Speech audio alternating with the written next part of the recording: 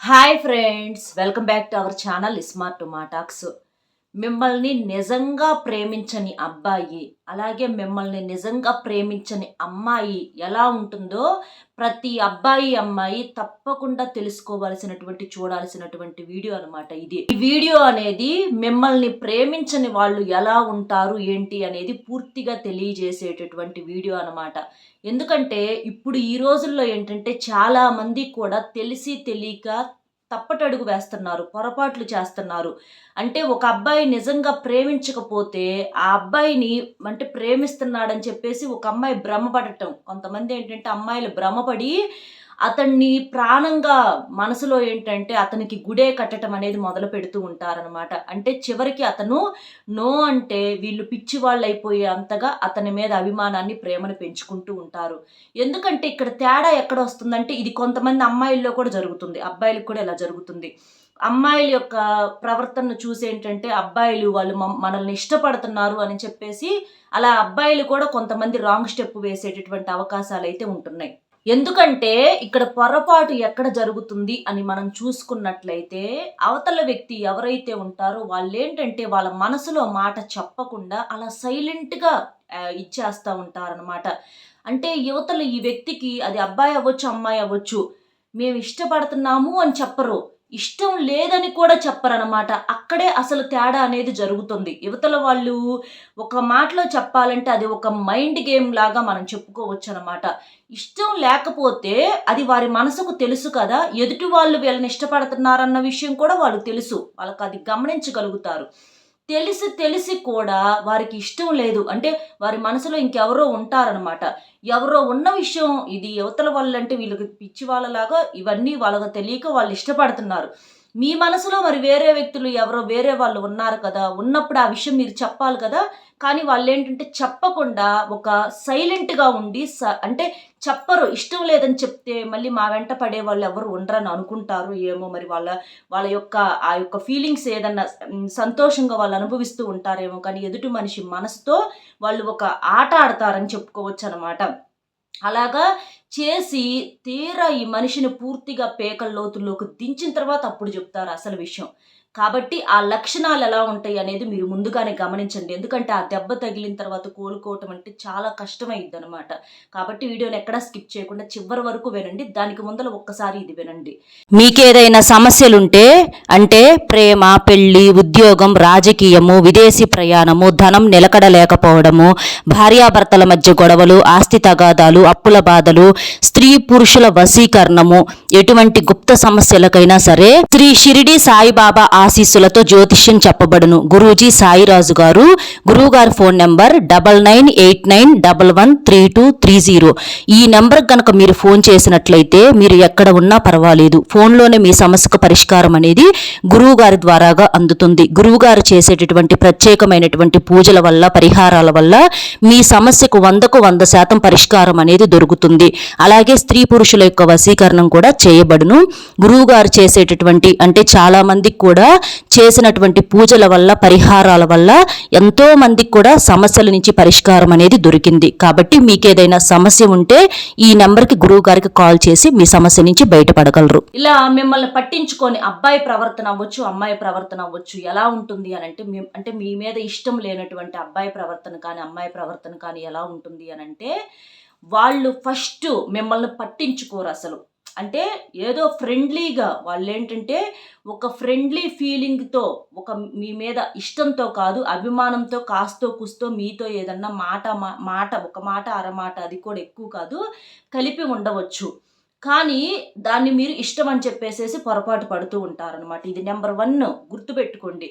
వాళ్ళు మిమ్మల్ని ఏంటంటే పట్టించుకోరు. ఇది ఫస్ట్ పాయింట్. అంటే పట్టించుకోకపోవటం అంటే ఎలా తెలిసిద్దని మీరు అనుకోవచ్చు. మీరు ఫోన్ చేస్తే 100 సార్లు ఫోన్ చేసినా కూడా వాళ్ళు కట్ చేస్తారండి. గమనించుకోండి మీరు. ఒక్కసారి కూడా ఫోన్ ఎత్తరు. అంటే మీరు ఎంత ఎక్కువగా ఫోనులు చేస్తూ ఉంటారో ఏదో రేర్‌గా పొరపాటున బై మిస్టేక్ ఎవరన్నా అనుకోని ఫోన్ ఎత్తొచ్చు. కానీ మీరనంటే మాత్రం వాళ్ళు ఫోన్ మాత్రం కంప్లీట్‌గా అవాయిడ్ చేసేస్తా ఉంటారనమాట.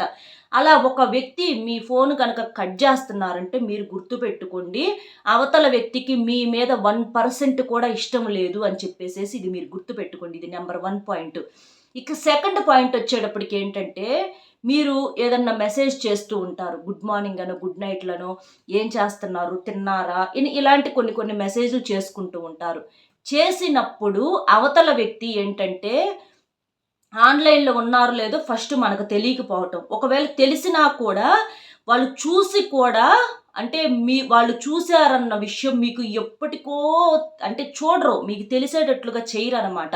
అంటే మీరు చేసినటువంటి మెసేజ్‌ని మీరే వందల సార్లు, వేల సార్లు చూసుకోవాలనమాట.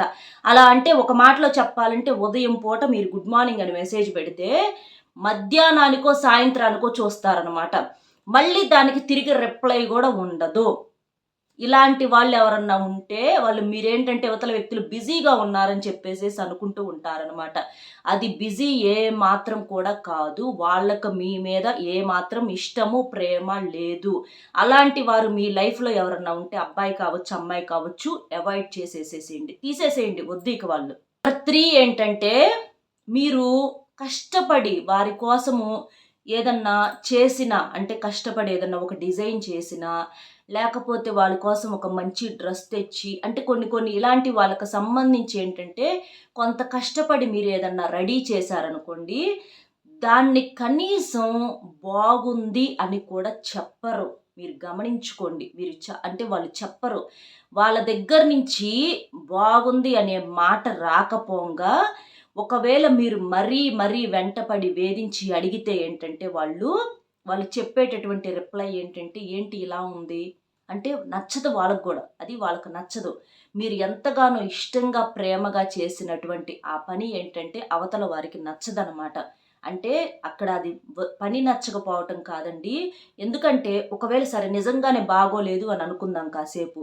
బాగోలేదని అనుకున్నా కష్టపడి ఒక మనిషి చేస్తే దాన్ని కనీసం కష్టానికైనా బాగుందని చెప్పటం అది ఒక చిన్న సంస్కారం అవుతుంది కదా! అది కూడా చెప్పట్లేదు మీకు. ఆ చిన్న సంతోషాన్ని కూడా మీకు వాళ్ళు ఇవ్వటం లేదు అనంటే, మీరు అర్థం చేసుకోండి వాళ్ళ లైఫ్‌లో మీరు ఇంపార్టెంట్ కాదు. ఇంకా ఎవరో ఉన్నారు అని చెప్పేసి మీరు అర్థం చేసుకోండి. అలాంటి వాళ్ళని తీసేసేయండి. అలాంటి వాళ్ళ వెంట మీరు పడినా కూడా వేస్ట్ అనమాట. ఎంత పడినా కూడా వేస్టు. నెంబర్ 4 వివరణలు ఇచ్చుకోవటం. అంటే ప్రతీదీ పద్దాకల మీరే వివరణ ఇచ్చుకోవాలి. అంటే మీ సైడ్ నుంచి మీరంటే ఇష్టపడుతున్నారు కాబట్టి, మీ యొక్క ప్రతి సంతోషాన్ని, ప్రతి బాధను కూడా వారికి చెప్పుకుంటూ ఉంటారు. చెప్పుకుంటూ ఎంత ఉన్నా కొంతమంది ఇంతింత వారు మెసేజ్‌లు పెడుతూ ఉంటారండి. కానీ అవతల వ్యక్తి కనీసం వాటిని చదవను కూడా చదవరనమాట. చదవరు. అసలు పట్టించుకోరు. మీరు ఎంత బాధన్నా చెప్పుకోండి. అసలు మీ మీద ఏ ఆలోచన లేనప్పుడు, ఏ ఇష్టము లేనప్పుడు, మీ బాధను, మీ కష్టం వాళ్ళకెందుకు అర్థమైద్ది? ఇష్టం లేని వ్యక్తితో కష్టాలు చెప్పుకోవటంలో ఏమన్నా అర్థం ఉంటదా? మీరు ఎందుకు అలా ఆ ఇదిలో ఉండిపోతున్నారో అర్థం కావటంలా. నోరు తెరిచి చెప్పట్లా. ఈ రోజుల్లో అదే ఫ్యాషన్ అయిపోయింది. నోరు తెరిచి చెబితే ఒకళ్ళని పిచ్చి వాళ్ళని చేశాము అంటే మా వెనక కూడా పిచ్చి వాళ్ళలాగా కొంతమంది తిరుగుతున్నారు అనేటటువంటి తృప్తి అనేది వాళ్ళకి ఉండదు కదా! అది ఉండదు కాబట్టి వాళ్ళు నోరు తెరిచి చెప్పరు. చక్కగా కొన్నాళ్ళు పిచ్చి వాళ్ళని చేసేసి తర్వాత అట్లా వదిలేస్తా ఉంటారనమాట. కొంతమంది చెప్పేవాళ్ళున్నారు. అది మంచి వాళ్ళండి. కొంతమంది చెప్తూ ఉంటారు. అది వేరే విషయం. కానీ కొంతమంది చెప్పకుండా మనుషుల మైండులతో గేమ్‌లాడుతూ ఉంటారనమాట. అలాంటి వాళ్ళు చాలా డేంజరస్ అనమాట. యువతల వ్యక్తులేంటంటే వాళ్ళు చాలా బిజీగా ఉన్నారు. వాళ్ళు సైలెంట్ పర్సన్స్, వాళ్ళు చాలా పద్ధతి గల వాళ్ళు, చాలా డీసెంట్ కలిగినటువంటి వ్యక్తులని చెప్పేసేసి అనుకుంటూ ఉంటారు. కానీ వాళ్ళు మీ ఊహకు కూడా అందనటువంటి వ్యక్తులనమాట. అలాంటి వ్యక్తులతో ఈరోజు కాకపోయినా రేపైనా మీకు ఇబ్బందిగా మారేటటువంటి అవకాశం అనేది ఉంటుంది. ఇది గుర్తుపెట్టుకోండి. ఫిఫ్త్ పాయింట్ వచ్చేటప్పటికి ఏంటంటే, మీరేదన్నా అంటే కష్టం చెప్పుకుంటుంటే వినరు అని చెప్పేసేసి మనం ఇందాక అనుకున్నాము. ఒకవేళ మీ బాధలను గురించి ఏదన్నా బలవంతంగా చెప్పేటటువంటి ప్రయత్నం మీరు చేసినా, పెట్టినా కూడా మీరు గనక ఇది చెబితే మేము అంటే ఇక్కడి నుంచి వెళ్ళిపోతాము. మాకు చెప్పొద్దు అనని చెప్పేసేసి కొంతమందయితే మొహానే చెప్పేస్తా ఉంటారు. అంటే మీరు మాట్లాడినా, మాట్లాడకపోయినా మాకిష్టమే. కానీ మీ బాధలు వినటానికైతే మేము సిద్ధంగా లేము. దేశం మీద మీరే పడుతున్నారా బాధలు? ఎంతమందో పడుతున్నారు. వాళ్ళ బాధలతో పోల్చుకుంటే గూడా ఒక బాధలేనా? మీరే కష్టాలు పడుతున్నారా? అనని చెప్పేసేసి చాలా తేలికగా తీసి పడేస్తా ఉంటారు చూడండి. అలాంటి వాళ్ళ దగ్గర కూడా మీ ఆత్మవిశ్వాసాన్ని చంపుకొని పడి ఉండమాకండి.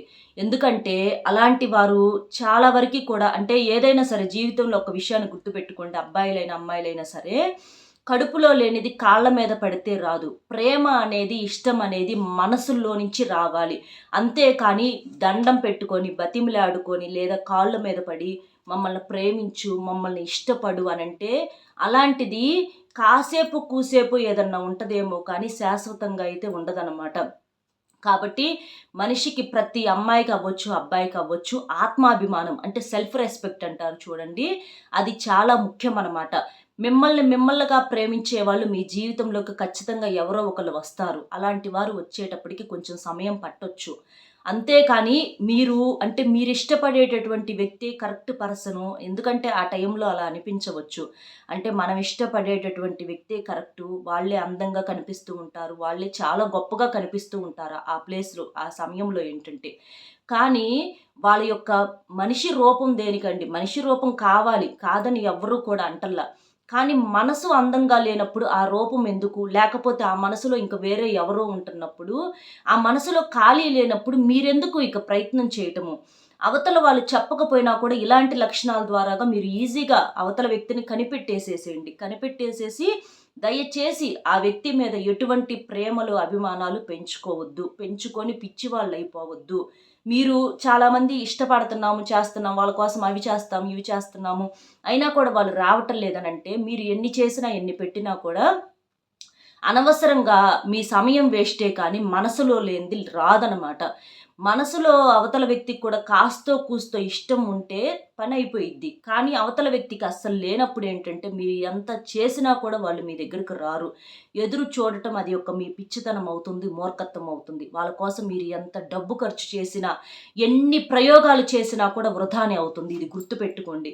కాబట్టి ఎప్పుడైనా సరే మనసు లోతుల్లో నుంచి ఒక మనిషి మీద ప్రేమ, ఇష్టం అనేది కలగాలి కానీ, అది ఎవరైనా థర్డ్ పర్సన్‌తో వల్ల కానివ్వండి, లేకపోతే కొంత డబ్బు ఖర్చు పెడితే కానివ్వండి, ఇలాంటివి ఎన్ని చేసినా, ఎన్ని పూజలు చేసినా, ఏమి చేసినా కూడా ఇలాంటి వాళ్ళు మాత్రం ఖచ్చితంగా మీ ప్రేమలోకి రారు, మీ దారిలోకి రారనమాట.